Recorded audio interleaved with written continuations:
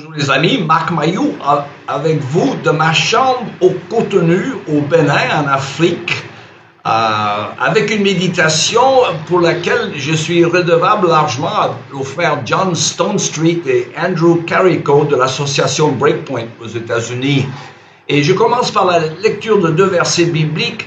Or, tout ce qui a été consigné autrefois dans l'Écriture, voulons dire l'Ancien Testament, l'a été pour nous instruire afin que la patience et l'encouragement qu'apporte l'Écriture produisent en nous l'espérance.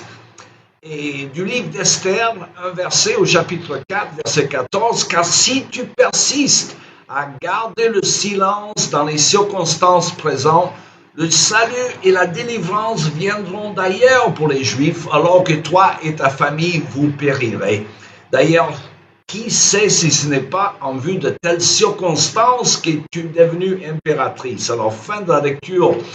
Mes amis, combien de temps une civilisation peut-elle perdurer lorsqu'elle est coupée de ses racines et surtout de la vérité elle-même? Le grand apologète Os Guinness qualifie souvent l'Occident de civilisation de fleurs coupées. Alors, coupées des vérités essentielles qui l'ont enraciné et nourri. L'Occident ne peut plus survivre.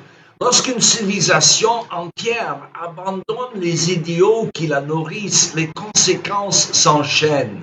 Et c'est pourquoi la plupart des civilisations font l'objet des livres d'histoire et leurs reliques y ornent les étagères des musées.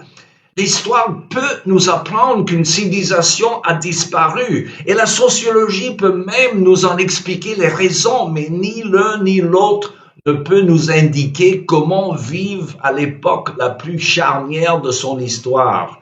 Or, c'est là où nous en sommes et nous devons donc choisir renouveau ou déclin.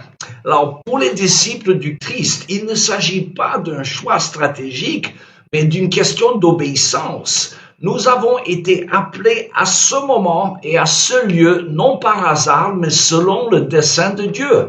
Chaque chrétien doit choisir, obéirai-je à l'appel du Christ en cet instant ou me déroberai-je? Alors, notre histoire peut se résumer en 4 concepts essentiels. L'espérance, la vérité, l'identité et la vocation. Alors, la première leçon de cette étude et le premier de ces concepts essentiels, c'est l'espérance. Lorsque la Bible parle d'espérance, il ne s'agit jamais d'un vœu pieux. La Bible ne parle jamais d'espérer un changement. L'espérance biblique pour aujourd'hui, comme pour demain, repose solidement sur l'œuvre de Jésus-Christ, accomplie une fois pour toutes sur la croix. L'espérance est éternelle car le Christ a vaincu la mort, le péché, l'enfer et le tombeau.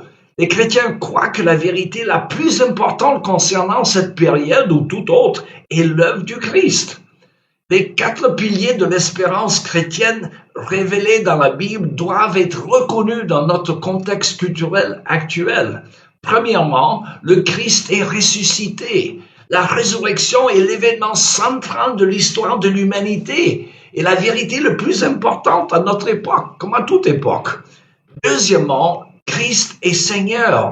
En tant que souverain de toutes choses, le Seigneur Jésus-Christ siège sur le trône du ciel et de la terre. Cela est vrai que nous en soyons conscients ou non.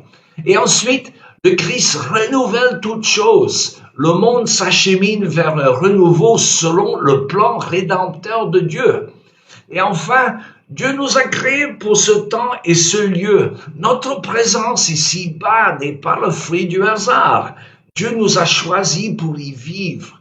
Et en tant que chrétiens, malgré les défis culturels importants auxquels nous sommes confrontés aujourd'hui, nous sommes des êtres d'espérance, créés pour un temps comme celui-ci et placés providentiellement dans ce moment du déploiement de l'histoire de Dieu.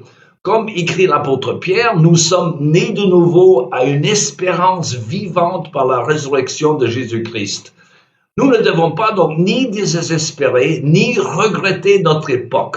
Dieu a placé chacun de nous à ce moment précis de l'histoire pour accomplir ses desseins souverains. Notre vocation est d'aborder ce moment qui nous est donné avec un courage inspiré par l'espérance, sachant qui règne sur toutes choses, notre Seigneur Jésus-Christ. Nous sommes ici pour bien plus d'exister ou survivre. Dieu nous a appelés à accomplir ses desseins dans ce monde, où que nous sommes. C'est tout le temps qui me reste pour aujourd'hui. Il me reste à vous souhaiter une bonne journée et à la prochaine.